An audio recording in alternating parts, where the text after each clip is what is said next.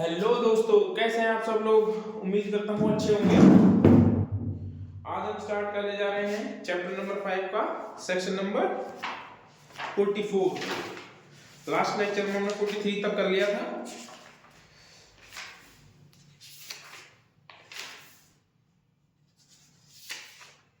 Search of place section 44 को आज हम करेंगे।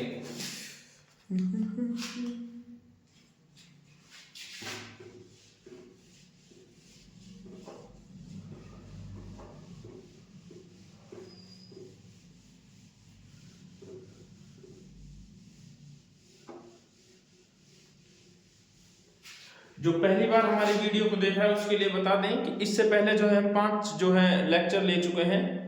अगर किसी ने नहीं देखा हो तो पहले वो 5 लेक्चर जो है आप अटेंड कर लें। उससे क्या होगा कि आपको चीजें अच्छे से समझ में आएगी।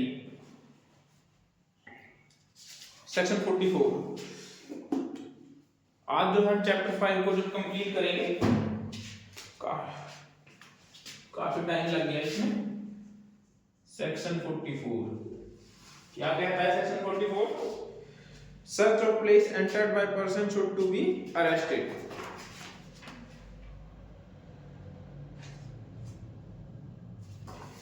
मेनली इसका सबसेक्शन 1 है। ये कहता है कि यदि कोई अक्यूज्ड है या कोई पर्सन है जिसको जो है पुलिस ऑफिसर अरेस्ट कर रहा है और वो किसी ऐसी जगह पर एंटर कर जाता है, किसी निवास स्थान में एंटर कर जाता है, तो उस जगह का जो ऑनर होगा, इट मींस मालिक जो होगा, वो क्या करेगा, उस जो पुलिस ऑफिसर है उसको फ्री इंग्रेस प्रोवाइड करेगा। फर्स्ट कहता है फ्री इंग्रेस। नाउ उसके बाद पॉइंट नंबर 2,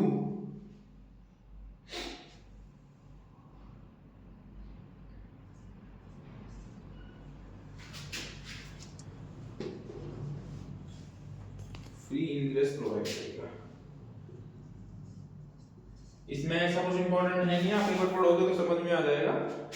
मैं पढ़ देता हूं। If any person acting under A warrant of arrest, जिस व्यक्ति के खिलाफ जो है वारंट ऑफ अरेस्ट इशू किया हुआ है, और any police officer having authority to arrest, यदि किसी पुलिस ऑफिसर को जो है उसे अरेस्ट करने का राइट है, has reason to believe that the person has arrested has entered into or is within any place, any person residing in being in charge of such place and for demand of such person acting in a foresight of such police officer allow him free ingress thereto and afford all reasonable facilities for a search therein।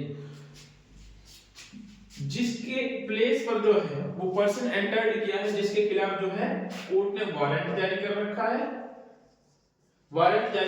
है, और police officer जो है उसे पकड़ने के लिए authorise है, तो उस प्लेस का जो ऑनर होगा वो उसको फैसिलिटेट करेगा सर्च करने के लिए। उसके बाद पॉइंट नंबर 2 कहता है कि यदि कोई व्यक्ति जो है, यदि ऑनर जो है फ्री इंग्रेस प्रोवाइड नहीं करता है, ऑनर नॉट प्रोवाइड या फैसिलिटेट नहीं करता है,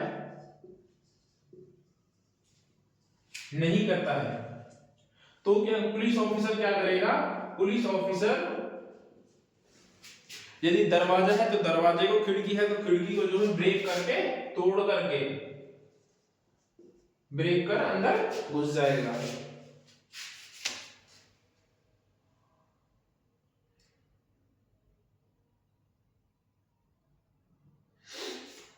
परंतु इसका एक प्रोविजो है।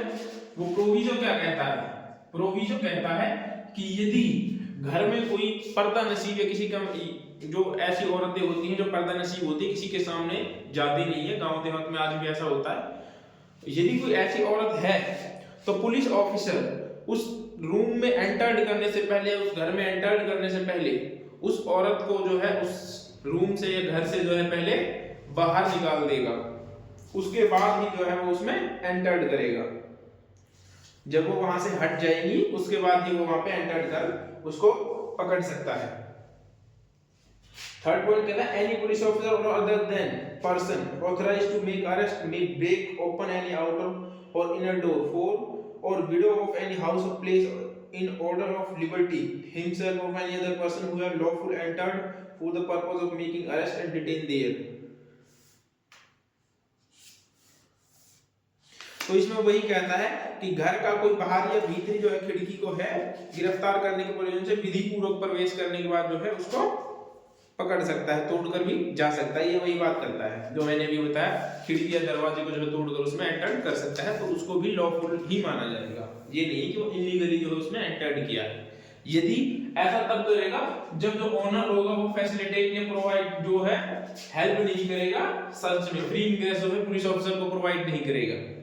उसके बाद आता है सेक्शन नंबर 45। सेक्शन 45 कुछ नहीं कहता कि suit of offenders into other jurisdiction. ये कहता है कि अदर जुरिडिक्शन से भी जो है पुलिस ऑफिसर किसी व्यक्ति को पकड़ सकता है, पीछा करके उसको पकड़ सकते हैं।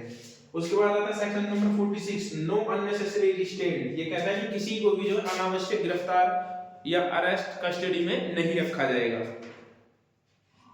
उसके बाद सेक्शन नंबर 47 बहुत इंपॉर्टेंट है। सेक्शन नंबर 47,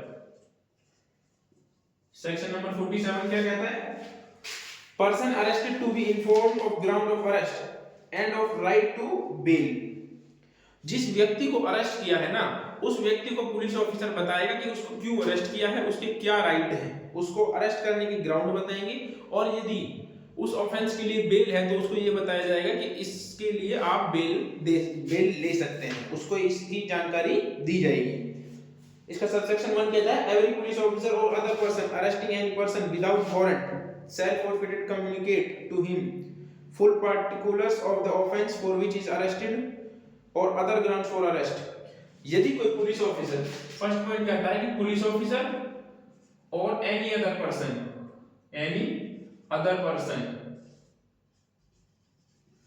या एनी अदर पर्सन जो है विदाउट वारंट यदि किसी व्यक्ति को अरेस्ट करते हैं तो जो होगा उसको फुल पर्टिकुलर्स के साथ में जो है उस ऑफेंस के अरेस्ट ऑफ ग्राउंड्स बताए जाएंगे। उस पर्सन को जो है अरेस्ट ऑफ ग्राउंड बताई जाएगी, अरेस्ट ऑफ ग्राउंड। ये बताना मैंडेटरी है।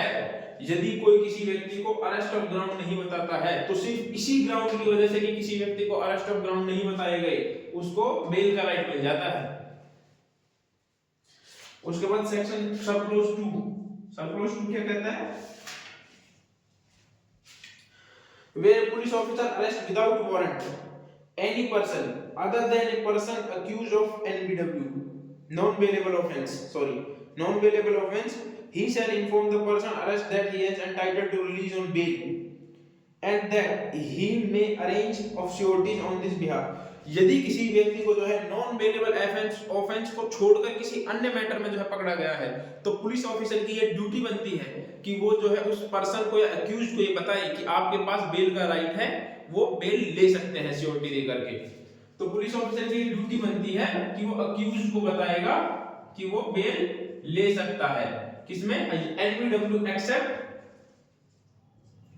नॉन बेलेबल को छोड़कर, बेलेबल ऑफेंस को छोड़कर। इसको छोड़ करके पुलिस ऑफिसर बाउंड है बताने के लिए अक्यूज को कि उसके पास बेल का राइट है, बेल राइट है, वो चाहे और वो श्योरिटी देकर के रिलीज हो सकता है।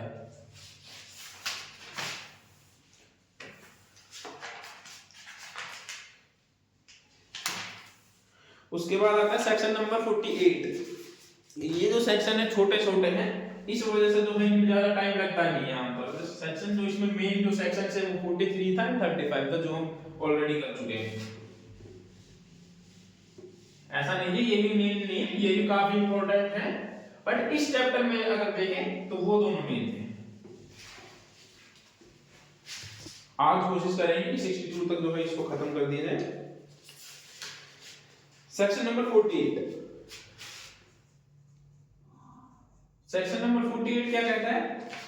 48 कहता है every police officer or other person making any arrest under the Sanhita shall forthwith give the information regarding such arrest and place where the arrest person is being held to any his relative, friends or such other person if he may disclose or nominated by the arrest person for the purpose of giving such information and also designated police officer in the district। यदि किसी व्यक्ति को जो है police जो है arrest करती है तो उस व्यक्ति के पास ये राइट है कि वो चाहे तो अपने रिलेटिव को relative, friends, any other person,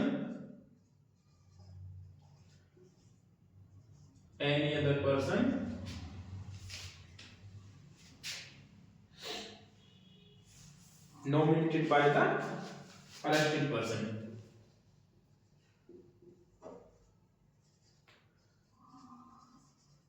By the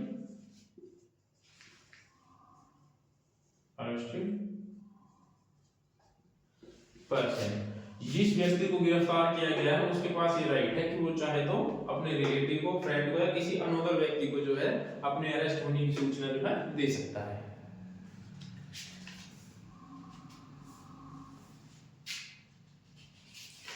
जैसे ही पुलिस ऑफिसर जो होगा, पुलिस ऑफिसर जैसे ही किसी व्यक्ति को गिरफ्तार करके पुलिस स्टेशन में लेकर आता है, उस व्यक्ति तो पुलिस ऑफिसर के लिए मैंडेटरी है कि वो जो है 48(1) के जो ग्राउंड्स है उनके बारे में जो है अरेस्टेड पर्सन को बताए। वो अरेस्टेड पर्सन को उनको बताने की ड्यूटी है कि वो चाहे, अरेस्टेड पर्सन चाहे तो अपने रिलेटिव को, फ्रेंड्स को या किसी अनदर पर्सन को जो है अपने अरेस्ट होने की जानकारी दे सकता है। ये बाउंड है पुलिस ऑफिसर। यहाँ पे police officer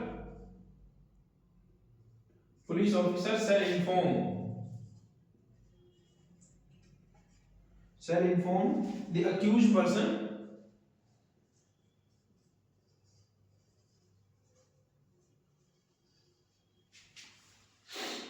of his right under subsection 1. Subsection 1.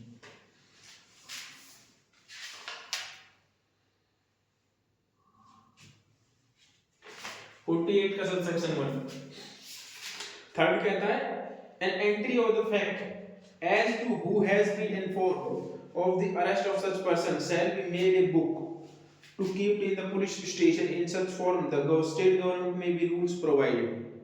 ये कहता है कि जैसे ही किसी व्यक्ति को जो है आप पकड़ कर लाते हैं, ये गिरफ्तारी की इत्तला किसने दी है, तो पुलिस ऑफिसर क्या करेगा, जो उसको पुलिस डायरी में नोट करेगा। जो वो डायरी होगी स्टेट गवर्नमेंट प्रोवाइड करेगी। स्टेट गवर्नमेंट जो होगा प्रोवाइड जो करेगी उस बुक में है, वो बुक में एंट्री करेंगे। फोर्थ कहता है it shall be the duty of magistrate before whom such arrested person is produced to satisfy himself that the requirements of subsection 2 and subsection 3 has been complied in the. Fourth कहता है कि जब किसी व्यक्ति को magistrate के पास पेश किया जाता है तो मजिस्ट्रेट जो है उसके समक्ष पेश किया जाता है, तो उसका कर्तव्य ये बनता है कि उस व्यक्ति से पूछे या पुलिस ऑफिसर से कि उपधारा 2 सबसेक्शन 2 एंड 3 को कंप्लाई किया गया है या नहीं किया गया है। तो ये कहता है, फोर्थ कहता है कि मजिस्ट्रेट जो होगा, जब मजिस्ट्रेट के सामने पेश किया जाता है तो वो यही पूछेंगे कि आपने सबसेक्शन 2 एंड 3 का कंप्लाई किया है या नहीं, कंप्लाई किया या नहीं। अगर नहीं किया तो ये जो होगा इनकी नेग्लिजेंसी से अगर ये नहीं करते हैं तो ये बेल का एक राइट बन जाता है। उसके बाद आता है सेक्शन नंबर 49। ये किसी व्यक्ति की तलाशी वगैरह से संबंधित है। सेक्शन नंबर 49 एंड 50 कहता है सर्च, किसी व्यक्ति की तलाशी, और 50 कहता है, नहीं 49 कहता है तलाशी के, 50 कहता है यदि कोई वेपन वगैरह मिलता है तो उसको सीज करने की power. Section number 49, section number 49 search of arrested person. Search of arrested person. अच्छा, अरेस्टेड पर्सन को यहाँ पे दो लोग अरेस्ट कर सकते हैं। एक तो पुलिस ऑफिसर अरेस्ट कर सकता है, एक सेक्शन नंबर 40 में जो प्राइवेट व्यक्ति भी जो है किसी एक्यूज को या जिसने कोई ऑफेंस किया उसको अरेस्ट कर सकता है। तो क्या यहाँ पर जो क्या प्राइवेट व्यक्ति जो है क्या वो भी सर्च कर सकता है, क्या उसकी वो तलाशी ले सकता है? तो आंसर है इसका नो। कोई भी जो प्राइवेट व्यक्ति है वो किसी पर्सन की जो है तलाशी नहीं ले सकता। तलाशी सिर्फ और सिर्फ पुलिस ऑफिसर ही ले सकते हैं। जो मैंने अभी बताया ये 1 के सब क्लोज 2 में है। इसमें सिर्फ इतना ही है कि तलाशी कौन ले सकता है, इसमें ज्यादा कुछ नहीं। यदि कोई लेडीज है, इसका सब क्लोज 2 कहता है कि यदि कोई लेडीज है तो उसकी तलाशी जो होगी लेडीज ऑफिसर ही लेगी ना। उसके बाद आता है सेक्शन नंबर 50 कहता है कि यदि उसके पास वेपन वगैरह मिलता है तो उसको सीज कर लिया जाएगा। वेपन वगैरह को सीज कर उसको मजिस्ट्रेट के सामने या कोर्ट के सामने जो है प्रस्तुत किया जाएगा। उसके बाद आता है इंपॉर्टेंट है, आप 51 से एग्जामिनेशन जो है 51 examination of accused by medical practitioner at request of police officer.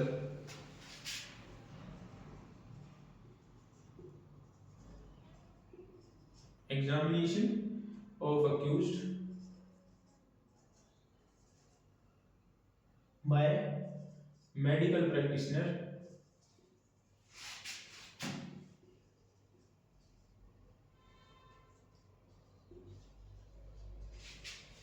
at request of police officer।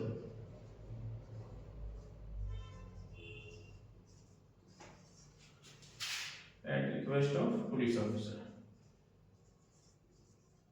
it means ये क्या कहता है, पुलिस अधिकारी के आवेदन पर चिकित्सक व्यवसायी द्वारा अभियुक्त की परीक्षा। पुलिस अधिकारी के आवेदन द्वारा चिकित्सक की परीक्षा।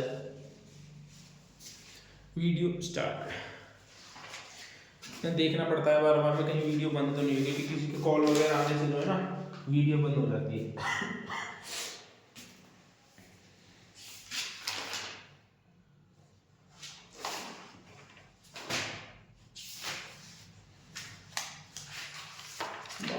सेक्शन कर लेते हैं इसको।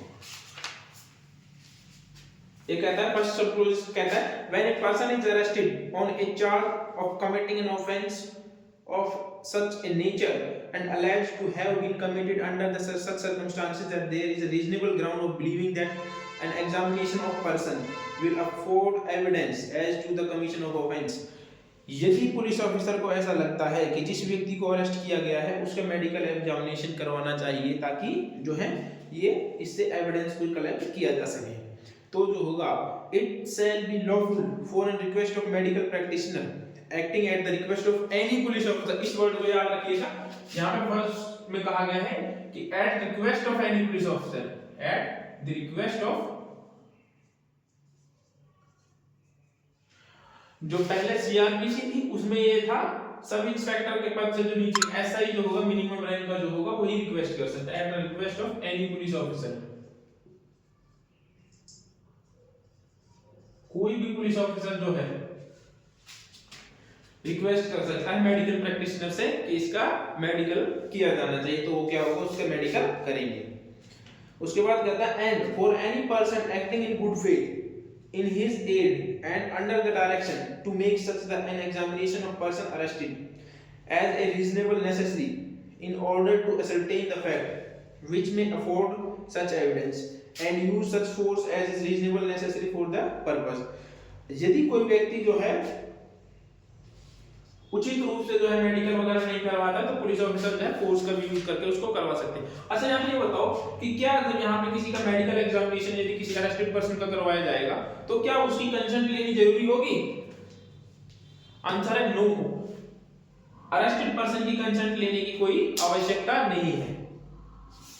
अच्छा, और यदि मान लीजिए किसी विक्टिम की जो है मेडिकल, रेप विक्टिम के जो है मेडिकल एग्जामिनेशन जो है करवाए, तो क्या उस कंडीशन में जो है क्या विक्टिम की जो कंसेंट है वो आवश्यक होती है? तो आंसर है यस, जो रेप विक्टिम है उसकी कंसेंट से ही मेडिकल हो सकता है। अगर उसकी कंसेंट के खिलाफ जाकर के जो है मेडिकल किया गया तो उसको भी रेप कंडक्ट किया जाता है।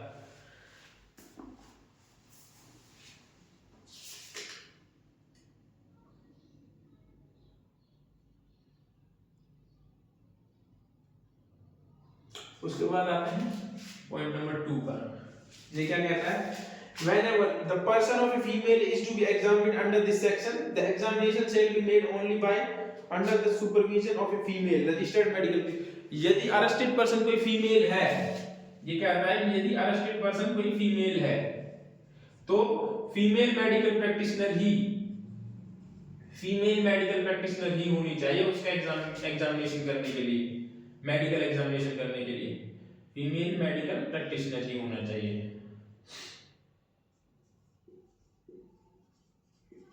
ये कहता है 2। तीसरा क्या कहता है, थर्ड पॉइंट कहता है the registered medical practitioner send without any delay forward examination report to the investigation officer. ये क्या कहता है कि जो मेडिकल जो ऑफिसर होगा, मेडिकल प्रैक्टिशनर जो होगा, without any delay, without delay जो होगा, विदाउट डिले रिपोर्ट को जो है आईओ को देगा, रिपोर्ट को आईओ को फॉरवर्ड कर, report forward IO investigation officer जो है बिना विलंब किए जो है रिपोर्ट देगा। उसके बाद इसका एक्सप्लेनेशन है, एक्सप्लेनेशन क्या कहता है, in this section and section 52 and 53, section 51 में भी, इन दिस सेक्शन मतलब यह सेक्शन और सेक्शन 52 एंड 53 ये बताता है एक्सप्लेनेशन, एग्जामिनेशन कैसे, एग्जामिनेशन को बताता है। Shall include the examination in blood, ये एग्जामिनेशन में क्या इंक्लूड किया जाएगा, एक्सप्लेनेशन में, एग्जामिनेशन में क्या इंक्लूड किया जाएगा, ब्लड। उसके बाद क्या कहता है, ब्लड स्टेन, ब्लड के धब्बे, ब्लड स्टेन ना। उसके बाद कहता है सीमन, उसके बाद कहता है swabs. In case of sexual offence, यदि कोई सेक्सुअल ऑफेंस है, in case of sexual offence, in case of sexual offence तो क्या हो जाएगा, spectrum and sweat, sputum and sweat. Hair sample, उसके बालों का सैंपल लिया जाएगा, हेयर एंड फिंगर्स वगैरह के, फिंगर, नेल्स, इनके जो सैंपल्स लिए जाएंगे, या DNA including DNA profiling, including DNA profiling.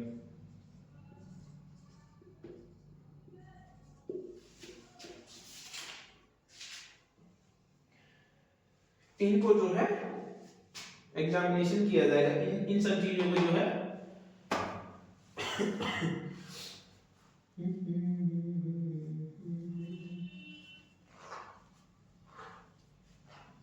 हाँ, इन सब चीजों के जो है सैंपल्स लिए जाएंगे जब एग्जामिनेशन होगा।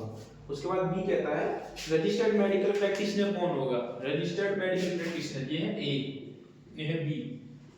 Who is registered medical practitioner, registered medical practitioner वो होगा जो मेडिकल कमीशन एक्ट 2019 में रजिस्टर्ड होगा स्टेट गवर्नमेंट के अंदर, स्टेट मेडिकल रजिस्टर्ड एक्ट के अंदर,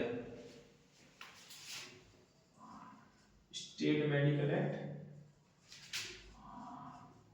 और दूसरा क्या है, नेशनल मेडिकल कमीशन एक्ट 2019 या नेशनल मेडिकल, इनमें जो है वो रजिस्टर्ड होना चाहिए, नेशनल मेडिकल कमीशन एक्ट 2019, इन दोनों में जो है वो रजिस्टर्ड होना चाहिए, वही मेडिकल प्रैक्टिशनर होगा। उसके बाद आता है सेक्शन नंबर 52। 52 क्या कहता है, 52 बात करता है रेप अक्यूज्ड की। अच्छा, 52 रेप अक्यूज्ड की बात करता है। रेप विक्टिम का कहां पे होता है, रेप विक्टिम का होता है सेक्शन नंबर 184 में।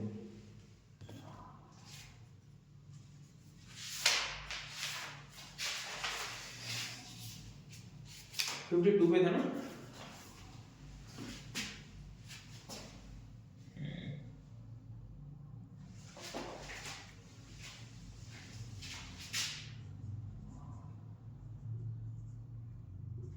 सेक्शन नंबर 52 क्या कहता है, examination of person accused of rape by medical practitioner.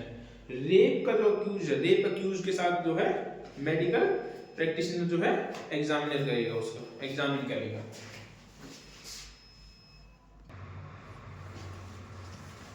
Sorry दोस्तों, किसी के फोन आने की वजह से जो है वीडियो बंद हो गई थी, इस वजह से हम बात कर रहे थे सेक्शन नंबर 52 की, examination of person accused of rape by medical practitioner. Rape accuse का मेडिकल एग्जामिनेशन की बात करता है, रेप अक्यूज की मेडिकल की बात करता है। ये मैंने शॉर्ट में लिखा है।